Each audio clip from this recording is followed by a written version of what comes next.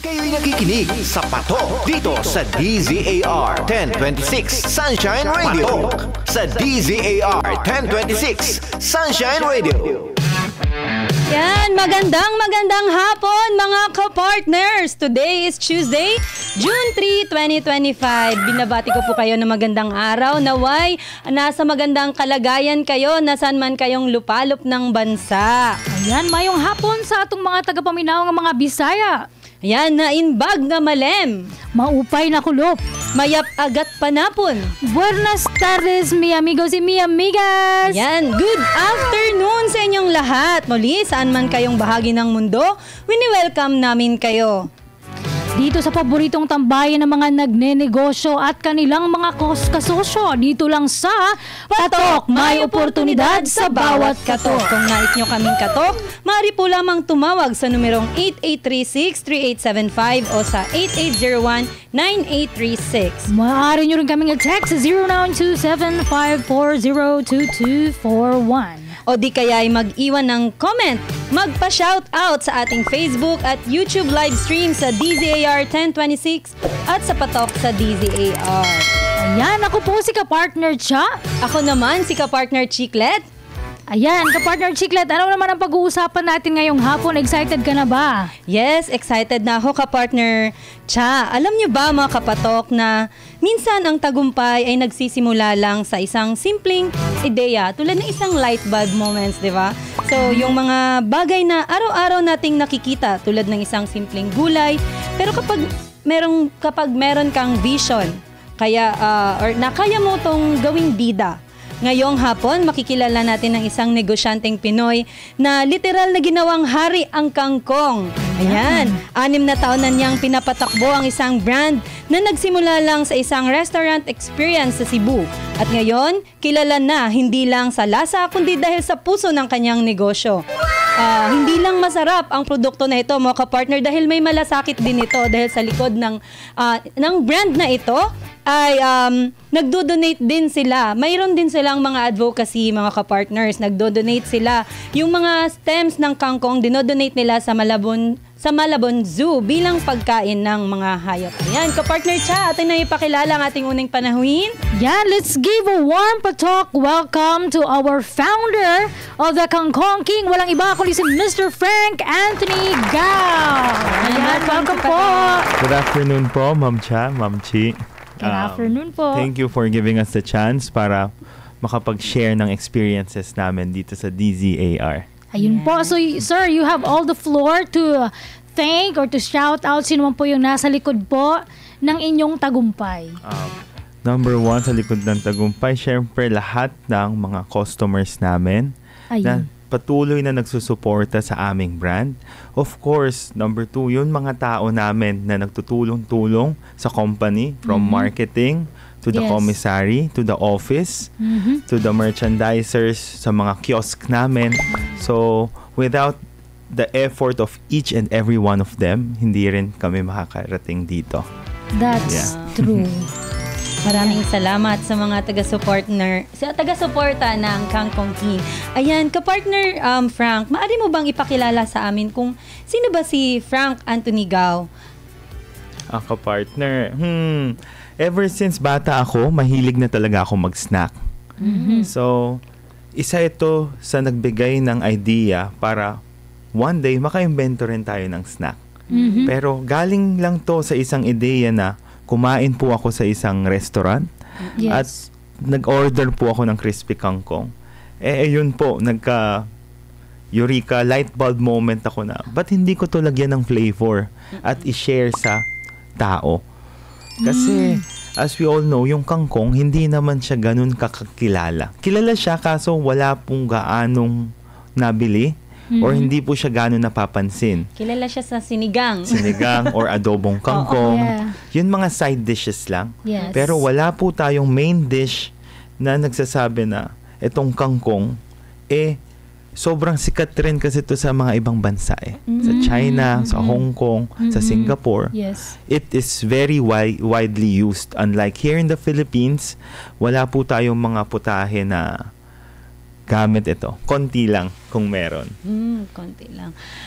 Kapartner, na basa ko sa is lumaki ka sa Binondo. So, paano naka-impluwensya sa'yo ang environment mo bilang na nagkaroon ka ng business mindset? Sa Binondo kasi, malapit dyan yung Divisoria. So, pagka laking Divisoria ka, number one, hindi ka madaling utuin Kasi marami doon mga matutulis, tsaka mabibilis yung kamay, mabibilis yung transaction. Yes. Tapos, lahat ng pinakamurang gamit, nandoon. So, yung high school pa lang ako, nabili yung nanay ko ng sticker. Tapos, ibinibenta ko sa mga kaklase ko. Yung college ako, nagpapagawa ako ng bowler. Yung mga bowler na sikat dati. So, pagawa ko doon, 50, 60 pesos. Binibenta ko sa college ng mga 150, 200 pesos. So, dati pa lang, parang entrepreneurial mindset na tayo na we can make money through trading. Na magiging masaya rin naman sila kasi hindi nila alam saan bibilihin. And ako naman, alam ko saan bibilihin. Unlike kasi, ngayon, isang type mo lang sa Shopee, andyan na lahat Dati, iba So, kung meron akong ballpen na from Manila, kaya kong ibenta sa Laguna, sa Tagaytay, ng mas mahal. Pero ngayon, it's just a click away. So, nagbago na talaga yung ikot nung, negosyo ngayon. Correct. So, malaking tulong talaga ka, partner, na lumaki ka na parang nasa mundo ka ng puro kalakalan. Gano'n. Isa na rin po yun. Ayan. So, kapartner, sinabi mo dito na one of your secrets of business success is loving your company and brand more than anyone, and make sure to look for good people to work with as well if you want to go far. So, pwede nyo hubang ibahagi sa ating mga manunood kung anong ibig sabihin nito? Siyempre, as a brand owner, walang ibang magmamahal niyan ng masigit kung hindi kayo lang rin. Kasi hindi naman araw-araw may benta May araw na, kunyari, sobrang lakas ng ulan, o nagka-trade war, o may paninira. Hindi lahat ng tao bibili talaga. So, may time na napakahina yung sales. Dapat kayo sarili bilang owner, sinusuportahan nyo pa rin yung brand nyo. Dapat, kahit na umulan, bumagyo, nandyan ka pa rin para sa brand mo. Put time in it every day. Kasi minsan, pag matagal na sa atin yung brand, hindi natin nakakalimutan na kailangan diligan mo pa rin yan. Kailangan alagaan mo pa rin siya. Parang baby lang rin yan So, yung brand natin ngayon, it's still a baby. Lumalaki pa lang rin. And masaya ako na nasi-share natin yung happiness sa true healthy snacking. Yes. So, kapartner, can you share to the audience when did it started yung business na Kangkong King? Yun, it started way back 2019, even before pandemic pa. So, going back to the quote na we mentioned a while ago, if we want to go far, find people with the same mindset as you. Na intindihan ko while starting it na hindi ko kaya lumayo gaano kung mag-isa lang ako. Kasi masyadong maraming aspeto na kailangan alagaan. And hindi naman ako magaling sa mga ginagawa rin ng mga kapartner ko. Meron akong isang partner sa operations, meron akong isang partner sa marketing. Dito pala sister ko, marketing, yun isa, classmate ko, which is yung quality control, yung araw-araw nagbabantay sa komisari. So, kaming apat na magpa-partner, mayroon kami sari-sariling job description. Kumbaga, napupuno pa rin yung work namin. Apat na kami. Paano pa kaya kung mag-isa lang ako? And then, from 2019 up to this year po, 2025, gaano na po kalawak yung reach ng ating Kangkong King business? Sa ngayon, we can proudly say na we are almost in all supermarkets, big supermarkets. Nag-e-export na rin po tayo sa more than 8 countries. Wow. And of course, sa lahat ng mga healthy stores, makikita na rin po talaga? to. Correct. Okay. Kaya nga, napakasaya ko, Who would have imagined na isang napakasimpleng vegetable lang, may export natin sa ibang bansa. Hindi lang yon, nakagawa pa po tayo ng bagong livelihood. Yes, Kasi yes. before we started, lahat ng mga farmers, pag pumupunta ako doon sa Pampanga o sa Rizal, ang sinasabi parati sa akin, yung basura namin, nagawa niyong pera. And ngayon, maraming negosyo, same as ours, na crispy kangkong din. Yes. Napakasaya ko rin. Kasi we created a new demand. Kumbaga, sa atin nagsimula to. From the pricing, to getting to the farmers, to the packaging, setting the trend and quality of healthy snacking.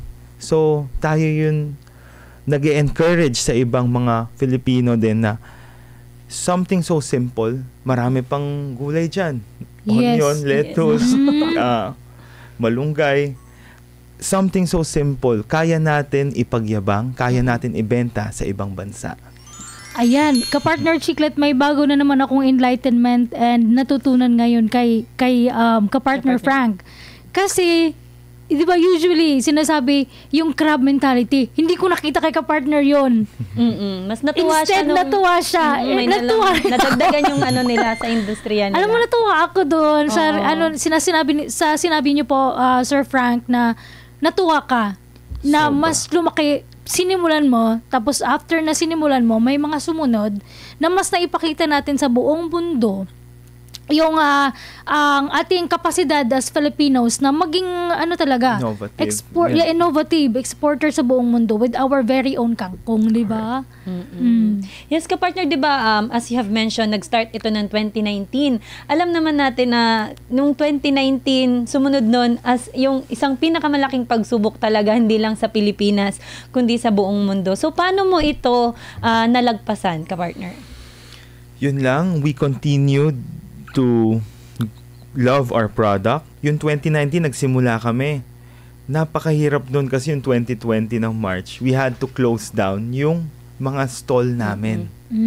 So, it paved way. Actually, it was a blessing in disguise. Kasi yung nagsara yung kiosk namin sa mall, sabi namin, paano kung mapapatikim to sa bahay ng tao? Yes. So, it paved way into creating etong mga nakabalot. Which is dati, meron kasi kami mga pwesto sa mall eh. So, hindi pa nakabalot yung sa Hindi pa. kiosk? Hanggang ngayon, meron pa rin po tayo. We serve it fresh, just like mga French fries. We cook it there, we fry it there, and we flavor it there as well. Okay. So, ini-invite ko rin lahat, itry yung mga kiosk namin. Masarap yon. So, aside pala sa nakapackage na siya na ganyan, so meron din pala yung sa mga kilala nating mga malls na pwede ka nang bumili, pwede mong kainin lang doon on the go. Ganon. Fresh. Correct. Yan, ang Fresh galing. food. So, nakikita mo rin kung paano ginagawa. Ayan, I think parang yun yung kaibahan nyo. Ayun. Kasi meron kayong mga freshly cooked Yun. and then eat it right there. No? Tsaka, hindi lang yon. Every year, we find time into visiting our farmers na kinukuhanan natin ng kangkong. Alam mo ba, itong 6th year namin, we went early this year lang. Sabi nila, Sir, ang rami na pong nagtatanim ng kangkong. Halos lahat dito nagtatanim na ng kangkong. Isipin mo, from 2019 na pumupunta ako doon na sinasabi, Sir, kung wala kayo, patay na kami. Kasi pandemic eh. Walang bumibili ng kangkong eh. Totoo. To ngayon, 2025, na sinasabi nila, ang rami na nagtatanim, talagang livelihood na. Talagang ang naging negosyo na ang kangkong. Wow. So, yun nagawa natin epekto sa Pilipinas. Nakagawa tayo ng new demand na dating hindi pinapansin, dating nabubulok lang. Oo. Ngayon, Nasa tabi naging ng daan. livelihood na ng napakarami natin farmers. Yan, maraming salamat ka, partner. No? Ang ganda naman ng naging ideya mo. Malaking tulong siya sa ekonomiya natin dito sa Pilipinas. Yes. Kasi aside from you, in your end na may negosyo kayo, natutulungan din natin yung mga kapwa nating Pilipino na alam natin kung ano yung kaya nilang ibigay. Parang kumbaga, give and take tayo, di ba ka-partner? So, tanong ko lang, aside sa yung experience mo dati na when you were young, mahilig ka na talaga sa mga chichirya, sa mga snacks. So, bakit, ito yung naisipan mo na gawing sa snacks industry ka pumasok? Almost, marami kasing snack natin, no? Yun at yun lang eh. ayoko magsabi ng mga bagay. Pero pag pumunta tayo sa food court, yan at yan na naman yun mga bibilihin natin. Saan lumalabas yung mga innovative thinking ng mga Pinoy na we need something new. Kailangan mag-improve tayo parate. Kailangan isupport natin mga bagong local manufacturers na local din nila kinukuha yung produkto nila. Dito kasi nawawala na yung farm to market Madalas nag-i-import tayo galing ibang bansa, ibebenta lang natin doon.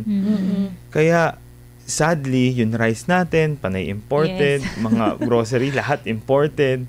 Because dito nagsisimula lahat yan. Sa snack pa lang natin, lahat imported na How can we expect, 'di ba, mga ginagamit natin sa bahay, mga kinakain natin, maging local? Ito na nga lang imported na. Doon ko gusto simulan na mag-support tayo ng mga small SMMEs, yung mga normal na turon, yung mga normal na kamote, yung mga kakaiba, hindi yung processed at binibili at binibenta lang. Dahil pagka nakagsusuporta tayo sa local, it really will help our economy dahil umiikot yung pera from supplier hanggang sa atin. Paano nyo pinaposisyon itong Kangkong King bilang isang premium product at the same time relatable naman as a local brand? Syempre, here at Kangkong King, we concentrate on the quality of our food. So number 1, we use coconut oil. Pag coconut oil isang bagay, automatic, mas healthy, mas premium na siya. Yes. And we also use flour. We use the best ingredients na pwedeng gamitin sa paggawa nito. And yung oil namin, syempre, kumbaga, lahat ng ginamit natin from the packaging to the kangkong to the ingredients, lahat to ni-make sure natin na number 1 quality. Kasi gusto natin ipakita sa ibang bansa na something so simple, kaya natin i-present, kaya natin itinda ng ganito kasarap. Ayun. Yes. Ano naman yung, sabi nyo kanina, nagsisimula na tayong mag-export, 'di ba? So, ano naman yung naging approach ng, pagtanggap ng mga ibang lahi sa ating produkto, ka-partner? Actually, sa mga ibang bansa, sikat ang kangkong. Sa Malaysia, they call it kangkong. Sa China, kong sincai. Kumbaga, sa ibang bansa, meron sila iba-ibang language ng kangkong. Kaya when we went there, kung nagtre-trade show kami, nagugulat sila, oh, kangkong pala yan. Kangkong pala yan. So, natutuwa ako na meron na nakagawa nito and napakarami ang Pilipinas nito. Kaya pa natin gumawa at magbenta pa nito. Ayun. So, ka-partner, marami tayong mga entrepreneur ngayon na mga Filipino entrepreneur, especially those who are yet starting. Can you give them some advice and encourage them to, use local ingredients sa kanilang mga product to help our economy and help the community to magbigay rin ng trabaho sa ating mga kababayan, ng mga farmers? Siyempre, ang pinaka-tip ko lang is pag nagsisimula tayo ng something, kailangan prepared ka. Prepared ka meaning may gas ka, meron kang experience. Gas, kailangan mo ng gas. Gas, ibig sabihin pera. So, bago kami magsimula sa mga kiosk namin sa mall, nagsimula lang kami sa mga bazaar. Nagre-renta lang kami ng 2-3 days at sinubukan namin kung tatangkilikin ba to ng mga Pilipino. Kung magiging okay ba yung effect kung trinay namin to. Kumbaga, bago ka magsimula ng malaki, kailangan alam mo na lahat about the product. Alam mo na isang bazaar, ganito lang kikitain ko. Alam mo na ito lang yung budget natin. So, yun pinaka-tip ko, don't concentrate on the money.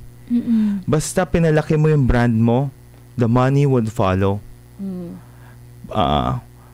Parati kong sinasabing parang example, no? Pag nagtanim ka ng tree, hindi naman 1 buwan, 2 buwan, tinutubigan mo, malaki na yan eh. Yes. It would take you years. Kami, honestly speaking, our team, on our 4th to 5th year lang kami nakatanggap talaga ng maayos na sweldo. Yung sweldo nga namin, hindi pa maayos. It's just, alam mo yun, para mabuhay lang. Pero yung sasabihin mo, every year, binibiyak namin yung pera. Every quarter, may kinita, ibibiyak ulit namin. Hindi ganun yun. Because, you should use it to further promote your product as well. Sa marketing, sa pagbibigay sa mga influencer, sa pagbibigay ng mga promo sa mga tao para mas makita pa nila yung abilidad ng kangkong. Hindi ba kayo na-discourage ng mga panahon na yun? Imagine 4 years bago pa, yung sabi mo nga, di ba ngayon lang na parang, kumbaga, mas maayos na yung sweldo. So, hindi ka ba nawala ng pag-asa nung beyond those 4 years na, paano ba to? Kaya pa ba natin to? Ganon. Apat kami, meron kaming mga sarili rin job. Kahit na meron kaming Kangkong King, yung isang partner ko, nag-work siya as an SEO, yung parang IT. Yung isang partner ko naman, nagre-real estate, nag-aalok-alok ng kung ano-ano. Sister ko naman, gumagawa ng mga marketing contents for other companies. And ako naman, ahente ako ng kung ano-ano. Kotse, truck, condo. So, lahat kami, meron rin kaming on the side. And, yun, after ng work mo, kailangan may work ka pa. How do you manage that, ka-partner? Sa daming trabaho, mayroon na namang isang trabaho pa na kailangan hindi pabayaan. Kailangan love mo siya eh. Number 1, love mo. And i-understand mo yung impact na nabibigay mo sa mga customers mo. Like kami, na-understand namin yung impact nito sa farmers, sa mga magulang na nagsasabi sa amin parati na, uy, yung anak ko hindi kumakain ng gulay napakain nyo ng gulay, ang galing nyo Yes, that's why we made it playful. Yes. Na parang attractive sa bata.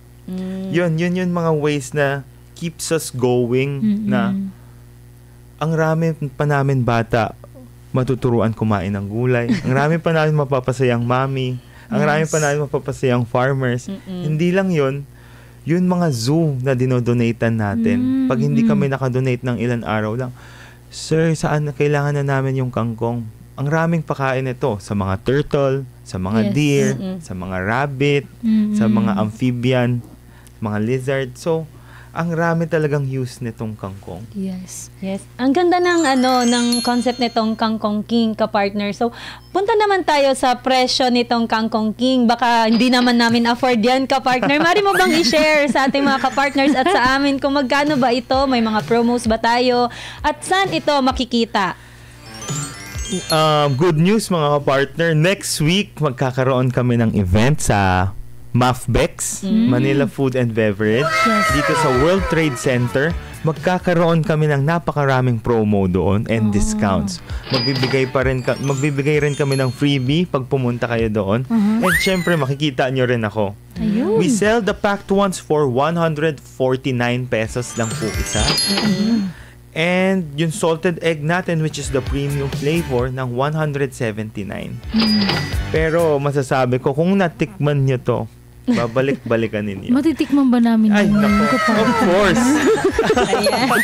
Matik yan. Babalik-balikan mo talaga yan, ka-partner.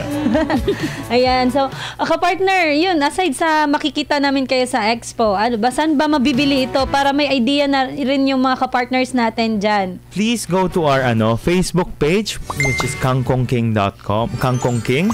Sa Instagram namin, kangkongking.ph. Sa TikTok namin, kangkongkingph also. And of course, sa mga online selling channel, nandoon rin po kami. Yun lang po. At saka sa mga malls. And sa mga malls, syempre. Sasabihin ko mga mall, masabi nga, Robinson Manila, Robinson Galleria, sa Alabang Town Center, sa SM Fairview, at sa One Ayala, katabi po ng Glorieta. Wow. Ayun. So mga ka-partner, ano pang hinihintay nyo? Let's support our very own Kangkong King para mas marami pa po tayong matulungan at mga kababayan at matikman din ang pinaka-original ng Philippine Kangkong by Kangkong King. Kangkong King. Ayan, ka-partner Frank, syempre may mga gusto din na magnegosyo. Meron ba kayong ino-offer sa mga business-minded din na mga tao dyan? Yes, meron po tayong mga special offer. Sa Mafbex meron buy 100 packs for ganyan price lang, buy 200 packs for itong price lang. So, pwede na nilang i-resell yun? Pwede na nilang i-resell yon and kikita sila doon, definitely. How about franchising po? Are you open to franchising? Sa ngayon, the team is still working it out, pero hindi pa kami super duper ready. Pero if someone is super gusto mag-franchise, the door is open. We can talk. Ayan, meron lang pala akong gustong malaman ka-partner kasi itong Kangkong King, na-mention mo na yung mga, yun nga, ang pandemic, instead of parang trials, naging blessing siya sa inyo. So, meron bang karanasan itong Kangkong King na parang dun talaga kayo nahirapan? At paano nyo, I mean, mga challenges, at paano nyo ito na-survive? Challenges.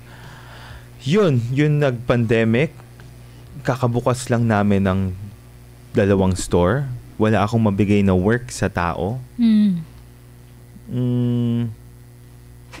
So, nag-iisip talaga kami ng way paano sila bigyan ng work. Pero yung pandemic happened, no? Sobrang hirap sa amin yun kasi ang mindset ng company namin is to treat your people like your family. So kahit wala kaming benta nun, kahit wala silang pasok nun, every week nagbibigay pa rin kami ng mga allowance. They can all attest to that. So kung paano sila mag-work, parang pamilya rin namin. Yung nag-open na kami sa kiosk, sobrang double, triple time din yung pag-effort nila para mabuhay yung kiosk namin at makabawi kami. So, yun mga pinaka-hard time. And hard time, of course, is introducing something new. Alam natin na ang tagal-tagal na ng crispy kangkong sa Pilipinas, pero nobody knows na pwede pala siya gawin ganito, pwede pala siya gawin chips. Yeah. So, unlike mga fries, mga siomai, mga waffle, mga coffee, pag nakita mo, kilala na. alam mo na eh. Bibili ka na eh. Ito, pag nakita nila sa mall, ano ba yan? And, hindi agad yung tao bumibili once na hindi nila alam yung product. So, yun mga challenges namin. So, kailangan namin magpa-free taste. Kailangan namin pumunta parati sa latest trends, sa mga issues na meron. What happened, Vela? Yung mga ganon. Yes. So, parati kami sumasabay sa mga latest trends, sa mga latest, sumasali kami sa mga food groups sa Facebook. We reach out to influencers. Kumbaga, kung pinakamahirap na times namin, dahil 4 kami, 4 yung utak gumagana. So, we always find ways on how to turn it around. Yan, one last question ka-partner. So, para sa'yo, paano sinusukat ang success ngayon? Pera ba, impact, inspirasyon, o sa lahat ng mga ito? For you? Success is happiness, no? Kahit gaano ka ka-successful, kung hindi ka rin masaya sa buhay mo, kung hindi ka rin contented, kung marami rin naman galit sa'yo, you're not successful in the eyes of a lot of people and in your own eyes. Kasi successful is people treat you nicely, nire-respeto ka ng lahat, pag pumasok ka sa office, lahat gusto kang makasama, makausap. That's success for me. Pero pag yung success ko, kapalit yun, mumurahin ako ng mga tao, mga staff ko galit sa akin. Can't call that successful. Kasi how can they look up to you kung sa likod yan pala yun iniisip nila? Diba? Successful yun. Uy, nandito si sir. Excited lahat. Oh, nandito yung boss namin. Like when I go to commissary, when I go to the kiosk, lahat sila, uy, grabe, nandito. Yan. So, for me, that's success. It's not about the money. It's the lifestyle, your feeling. And of course, when you wake up in the morning, alam mo na kung successful ka o hindi. Ayan. Kahit janitor ka lang, kung mahal mo work mo, successful ka na eh. Kasi your outlook in life is very happy eh. Good morning, sir. Good morning, ma'am. Kumbaga, success, it's not measured by money. Kahit anong work mo, basta may dignidad ka, may respeto ka sa lahat and mabait ka, hindi ka nanloloko ng kapwa. That's success for me. Ayan. Ayan. Thank you so much.